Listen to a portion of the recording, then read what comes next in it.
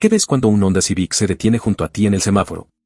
Probablemente piensas en el coche del vecino, en la opción segura y sin chiste. Nos han vendido durante años la idea de que Honda es eso, confiable, predecible, aburrida. Pero eso es un insulto brutal a la historia. Porque detrás de ese logotipo hay casi un siglo de ingeniería salvaje, victorias en Mónaco bajo la lluvia, motores girando a 9000 revoluciones cuando la competencia apenas llegaba a 6000. El fantasma de un hombre que le dijo que no al gobierno de su propio país, que humilló públicamente al presidente de General Motors. Y que construyó un superdeportivo que obligó a Ferrari a replantearse todo lo que creía saber sobre los exóticos. Esta es la historia de Soichiro Honda. Un hombre que sobrevivió bombas, terremotos y la burocracia más soberbia de Asia, para construir uno de los imperios automotrices más influyentes que el mundo ha visto. Si este tipo de historias es lo tuyo, suscríbete al canal y dale like ahora porque aquí contamos autos como deberían contarse, sin filtros y a fondo. Para entender verdaderamente a Honda, la marca, primero hay que descifrar a Honda, el hombre. La mente debe borrar de inmediato la imagen del típico director corporativo japonés, traje oscuro, silencio calculador, reverencia absoluta al protocolo y sumisión a las reglas. Soichiro Honda era exactamente y ruidosamente lo contrario. Nacido en 1906 en un pequeño pueblo de la prefectura de Shizuoka, creció entre el humo y el metal como hijo de un herrero. Desde su infancia vivía absolutamente hipnotizado por cualquier cosa que tuviera engranajes. El joven Soichiro demostró su primer chispazo de ingeniería subversiva, arrancó la goma del pedal de una bicicleta vieja, tomó un cuchillo y talló el sello de su familia a mano. El plan funcionó a la perfección y decidió expandir su negocio, fabricando sellos falsos para sus compañeros de clase. Sin embargo, su imperio criminal infantil colapsó rápidamente. Ignoraba un principio básico de la impresión: los caracteres deben tallarse al revés. Su engaño había funcionado solo porque el kanji de Honda es perfectamente simétrico de forma vertical, pero los apellidos de los demás niños salieron estampados al revés. A los 15 años, tras ver un anuncio en una revista, empacó sus pocas pertenencias y se marchó a Tokio para trabajar como aprendiz en el taller mecánico Art Sokai. Allí empezó a ensuciarse las manos y, eventualmente, a competir en carreras con coches que él mismo modificaba usando piezas de aviones militares descartados.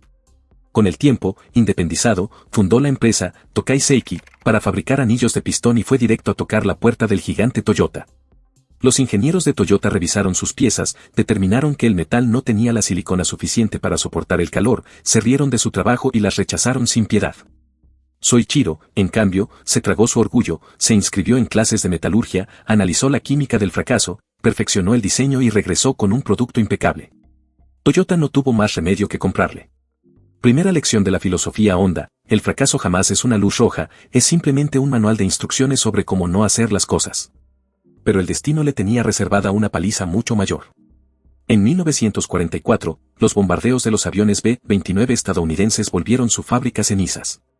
Lo poco que logró rescatar fue aplastado sin piedad por un terremoto masivo al año siguiente. Soichiro lo había perdido absolutamente todo. Japón emergió de la Segunda Guerra Mundial convertido en escombros. Ciudades destruidas, trenes paralizados y la gasolina racionada como si fuera oro líquido. Entonces, en 1946, en medio de la chatarra militar, encontró un lote de pequeños motores de 50 centímetros cúbicos abandonados, originalmente usados para hacer funcionar radios del ejército. Los estudió un momento, atornilló uno de ellos al cuadro de la bicicleta de su esposa y, al no tener materiales para hacer un tanque de gasolina, conectó una clásica bolsa de goma para agua caliente, llenándola con el poco combustible que pudo conseguir. El artefacto funcionó de maravilla. La gente lo veía pasar por la calle y le suplicaban que les construyera uno igual. Soichiro empezó a ensamblarlos en un cobertizo de madera de apenas unos metros cuadrados, con herramientas oxidadas, sin plan de negocios, sin junta directiva y sin pedirle permiso a nadie. Así nació el Honda Technical Research Institute. La Superbike que domina las pistas de carreras en la actualidad lleva exactamente esa misma sangre de supervivencia en sus arterias.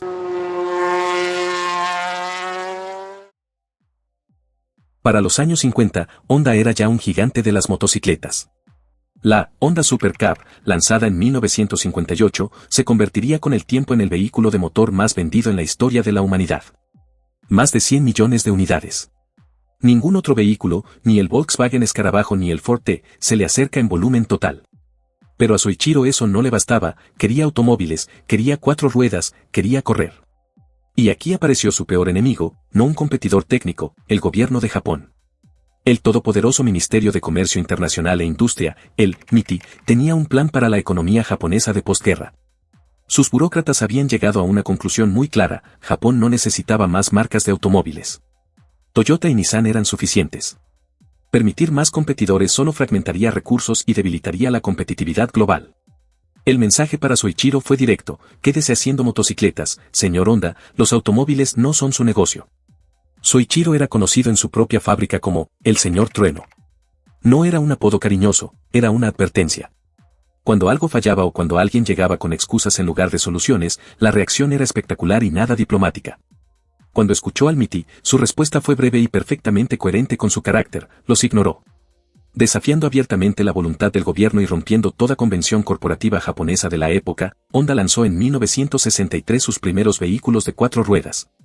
La camioneta T360 y el deportivo S500. Sin permiso, sin disculpas. Honda se había metido al ring de los pesos pesados. Nadie lo había invitado.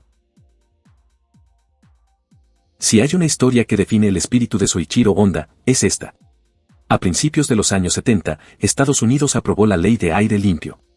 Las ciudades americanas, especialmente Los Ángeles, se ahogaban en smog tóxico. La ley exigía una reducción drástica de emisiones contaminantes, con plazos fijos y sin excepciones. Las 3 grandes de Detroit respondieron con indignación.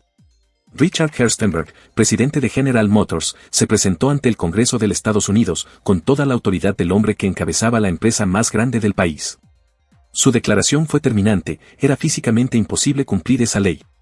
La tecnología no existía, si el gobierno insistía, la industria automotriz americana estaría en serio riesgo. Mientras en Detroit lloraban ante los legisladores, en Japón Soichiro Honda vio una oportunidad de oro. Sus ingenieros desarrollaron el motor CVCC, Compound Vortex Controlled Combustion. Una solución de elegancia técnica notable: en lugar de limpiar los gases de escape con catalizadores externos, el motor rediseñaba el proceso de combustión interna para que la gasolina se quemara de forma tan eficiente que los gases que salían ya eran limpios desde el origen. El Honda Civic con motor CVCC llegó a América y superó las pruebas de emisiones sin convertidor catalítico. Era más limpio, consumía menos y era más barato de producir que cualquier solución que los ingenieros americanos habían propuesto. La prensa fue a buscar a Gerstenberg. Su respuesta fue histórica, aunque no por las razones que hubiera querido: esa tecnología japonesa, dijo con toda la condescendencia del mundo, funcionaba bien en los pequeños motores de 4 cilindros de los japoneses. Pero jamás podría aplicarse en un verdadero motor V8 americano. Era imposible por una cuestión de escala. En Japón, Soichiro Honda leyó esas palabras en el periódico. Entonces dio una instrucción a sus ingenieros: vayan a Estados Unidos, encuentren el Chevrolet más grande que exista, con el V8 más grande disponible, y tráiganlo a Japón. Sus ingenieros volaron, compraron un Chevrolet Impala con motor V8 de 5.7 litros, lo cargaron en un barco y lo llevaron al taller en Japón. Desarmaron completamente el motor americano, le diseñaron e instalaron cabezas de cilindros y colector de admisión con tecnología CVCC, lo reconstruyeron, y lo devolvieron en otro barco a los Estados Unidos. Después llevaron ese Impala modificado directamente a la Agencia de Protección Ambiental, la EPA, y pidieron que lo sometieran a las pruebas oficiales. El motor V8 americano con tecnología Honda pasó los estándares de la Ley de Aire Limpio. Sin convertidor catalítico, con menor consumo, sin pérdida significativa de potencia. Honda no emitió comunicados de prensa, no insultó a nadie públicamente. Simplemente presentó los resultados oficiales del gobierno de los Estados Unidos. El silencio hizo mucho más daño que cualquier palabra. En los años 80, Honda era sólida y global. Civic y Accord vendiéndose en millones. Coches buenos, confiables, económicos. Pero en las oficinas de investigación de la marca eso empezaba a pesar. Soichiro venía de las carreras, del riesgo y de la velocidad. Y la empresa corría el peligro de convertirse en lo que él jamás quiso ser: predecible. Entonces llegó el reto que cambiaría la industria. El objetivo declarado: construir un motor de 4 cilindros de 1.6 litros capaz de producir 160 caballos de fuerza. Eso equivale a 100 caballos por litro de cilindrada, para un motor aspirado naturalmente, en un coche de producción masiva. En esa época, ese número se consideraba físicamente inalcanzable sin turbocompresor. El problema de fondo era un dilema clásico de la ingeniería de motores. Si diseñas las válvulas para abrirse poco y suavemente, el coche es eficiente y manejable en ciudad, pero a altas revoluciones el motor se asfixia sin potencia. Si las diseñas para abrirse agresivamente como en carreras, el motor ruge a altas RPM pero en la ciudad tiembla, consume demasiado y no pasa ninguna norma de emisiones. Esa contradicción había limitado a toda la industria desde el principio. No se podía tener ambas cosas. Hasta que Honda inventó el UPTEC. Variable Valve Timing and Lift Electronic Control. El concepto, no construyas un motor, construye dos motores completamente distintos dentro del mismo bloque de metal y deja que la computadora decida cuál usar según las condiciones. El árbol de levas del sistema tiene 3 perfiles para cada par de válvulas. A bajas revoluciones solo operan los 2 lóbulos suaves. El tercer lóbulo, el de carreras, grande y agresivo, gira libre sin tocar nada, como si no existiera. El coche en ciudad es perfectamente doméstico. Suave, callado, eficiente. Pero cuando el conductor hunde el acelerador y la aguja cruza las 5800 revoluciones por minuto, la computadora detecta el momento exacto y ordena al sistema hidráulico que active un pasador microscópico de metal. Ese pasador conecta mecánicamente los balancines normales con el lóbulo de carreras que hasta ese instante giraba en vacío. En una fracción de segundo, las válvulas pasan de abrirse modestamente a abrirse de golpe, con el perfil agresivo de un motor de competición. Para el conductor, la experiencia es física, auditiva e inequívoca. Hay un empujón real en la espalda. El motor cambia de tono de forma abrupta. Lo que era un zumbido educado se convierte en un aullido que escala sin pausa hasta las 8500 o 9000 revoluciones. El UPTEC se convirtió en una de las sensaciones más adictivas que la industria automotriz haya producido. Una generación entera creció persiguiendo ese crossover, ese momento exacto en que el motor mutaba. Era tecnología de Fórmula 1 en un coche que cualquiera podía comprar. Poder democratizado. Hay miles de videos en internet de personas describiendo la primera vez que sintieron el UPTEC activarse. Ninguna descripción le hace justicia completa.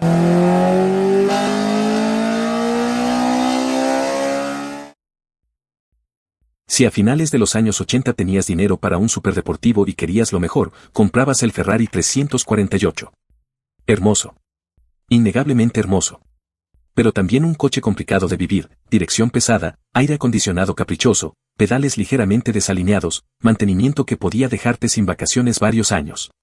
Honda decidió que eso no tenía sentido. Que un exótico podía ser rápido sin ser una tortura cotidiana, y lanzó el proyecto NSX, New Sports Car Experimental. El objetivo, competir con Ferrari en velocidad y emoción, pero que pudieras usarlo de lunes a viernes sin volverse loco. Para lograrlo tomaron una decisión que ningún fabricante había ejecutado antes a escala de producción, construyeron el NSX completamente de aluminio. Chasis, carrocería, paneles, suspensión, todo. Construirlo requirió una planta especializada en Tochigi donde artesanos entrenados para ese proyecto ensamblaban cada unidad a mano. En 1989 el prototipo estaba listo. Los ingenieros estaban orgullosos, los números eran buenos. Ese fin de semana, Ayrton Senna estaba en el circuito de Suzuka. Senna era el mejor piloto de Fórmula 1 del mundo y tenía una relación especial con Honda, sus campeonatos mundiales habían sido posibles con motores japoneses. Dentro de Honda, Senna era tratado con una deferencia que rozaba la veneración. Los ingenieros, nerviosos pero ilusionados, le pidieron que manejara el prototipo y les diera su opinión. Senna salió a pista, presionó, regresó, se bajó. Se quitó el casco y miró a los ingenieros fijamente.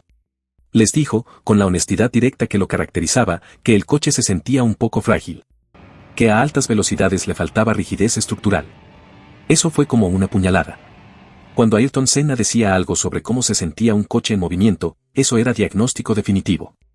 Honda descartó meses de trabajo. Mandó el prototipo a Nürburgring en Alemania, rediseñaron el chasis de aluminio con refuerzos estructurales en los puntos críticos y aumentaron la rigidez total en más del 50%. Senna volvió a probar el NSX rediseñado, y esta vez, quedó satisfecho. Existe un video que todo aficionado serio ha visto. Muestra a Ayrton Senna conduciendo el NSX al límite de adherencia en Suzuka. La técnica es perfecta, como siempre. Pero hay un detalle que convierte ese video en algo legendario, Senna está haciendo todo eso con zapatos mocasines de cuero de oficina y calcetines blancos. Sin botas de carreras, sin guantes. El mejor piloto del mundo bailando sobre los pedales de un superdeportivo, vestido como si fuera a una reunión de negocios. El NSX llegó al mercado en 1990 y cambió la industria para siempre. Ferrari, Porsche y Lamborghini se vieron obligados a elevar sus estándares de calidad y habitabilidad porque Honda había demostrado que velocidad y vida cotidiana no eran mutuamente excluyentes. Antes de apagar el motor de esta historia, hay que hablar del dominio absoluto de Honda en la Fórmula 1, porque esa es la magia negra que años después se escapó de los laboratorios y salió a aterrorizar a la competencia en los semáforos de tu ciudad. Corría el año 1988 y la alianza entre McLaren y Honda había parido a una especie de monstruo perfecto. Imagínate esto, metieron en el mismo garaje a los dos pilotos más grandes y despiadados del planeta, Ayrton Senna y Alain Prost. Dos egos del tamaño de una catedral y un talento que rozaba lo sobrenatural. La máquina que les construyeron fue el legendario McLaren MP4/4, impulsado por un motor Honda V6 turbo de 1.5 litros. Ahora, hazme un favor y olvídate de esos mitos de internet que dicen que ese coche tenía 1000 caballos de fuerza. La historia real es mucho más fría y calculadora. Sí, Honda superó los 1000 caballos en los años anteriores, pero para 1988, la Federación Internacional, la FIA, ya había firmado la sentencia de muerte de los motores turbo. Querían asfixiarlos por completo antes de prohibirlos en el 89. Así que les cortaron las alas, limitaron la presión del turbo a niveles ridículos y encogieron el tanque de gasolina a unos míseros 150 litros. Mientras los demás equipos europeos casi tiran la toalla porque no sabían cómo terminar la carrera con tan poca gasolina, Honda lo vio como un reto personal. Se encerraron en el taller, diseñaron un motor de una eficiencia aterradora y lograron exprimirle casi 685 caballos de fuerza a un bloque totalmente estrangulado por las reglas. El nivel de masacre deportiva que se vio esa temporada no se ha vuelto a repetir. McLaren Honda barrió ganando 15 de las 16 carreras del campeonato mundial. Durante décadas, una leyenda de cantina ha repetido que la única carrera que perdieron, el Gran Premio de Monza en Italia, se les escapó porque a Senna se le secó el tanque de gasolina. Falso. La telemetría cuenta la verdadera historia, a Senna no le faltaba gasolina, el problema es que su motor empezó a calentarse peligrosamente, lo mismo que hizo abandonar a Prost un rato antes. Para enfriar los cilindros, Senna tuvo que inyectar una mezcla de gasolina mucho más rica, devorando sus reservas. Con el estrés del combustible acabándose y la presión de los Ferrari soplándole la nuca, Senna se precipitó. A falta de 2 vueltas, intentó quitarse del camino de forma muy agresiva a un piloto rezagado, Jean-Louis Escher.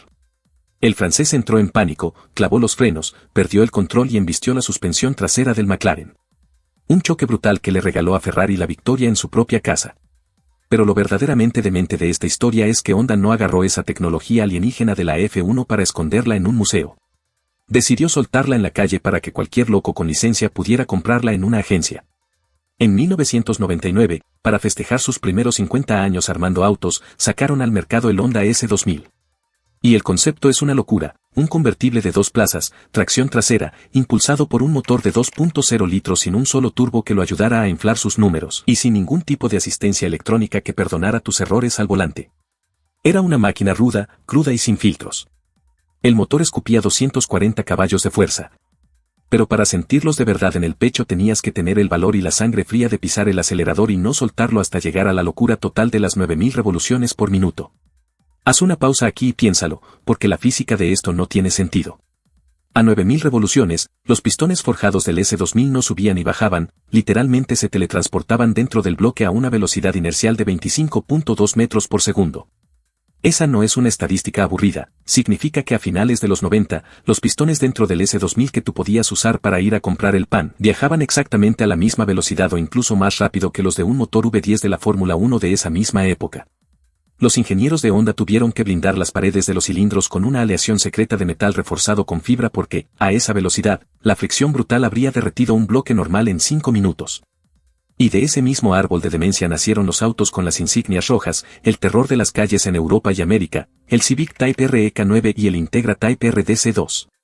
En los años 90, el manual de los puristas dictaba que un coche rápido y respetable a fuerza tenía que tener tracción trasera.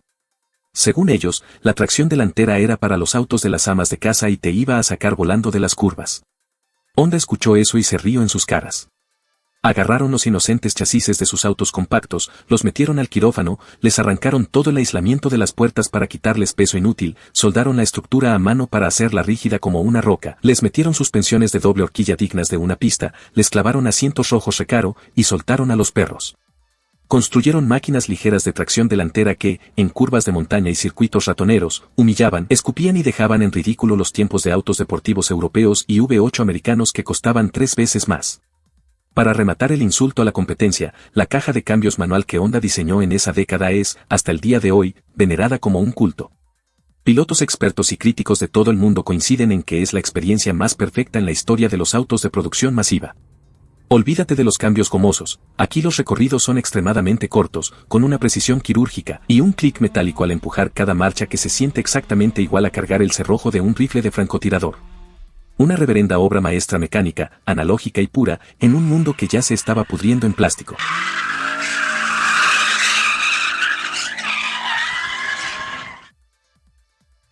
Hay algo en esta historia que pocas personas conocen y que cambia completamente el ángulo desde el que se ve todo lo anterior. Soichiro Honda murió el 5 de agosto de 1991. Tenía 84 años. La historia de Honda no es la historia de una corporación. Es la historia de un hombre que nació sin recursos, que nunca pidió permiso para hacer lo que quería, que se negó a aceptar que algo era imposible solo porque los demás lo declaraban así y que construyó algo que sobrevivió a su propia muerte con el mismo espíritu que él le imprimió en ese cobertizo de madera en 1946. El poder de los sueños no es solo el eslogan de su publicidad. Es la descripción más precisa de cómo opera esa empresa desde su origen. Ese hombre nunca dejó de perseguirlo. ¿Y tú? ¿Cuál fue el momento de esta historia que más te llegó? ¿El golpe que le metieron a General Motors, el NSX y Senna, el Uptech o algo más? Escríbelo en los comentarios. Y si conoces algún dato de Honda que la mayoría no sabe, deja un comentario. Nos vemos en el próximo video.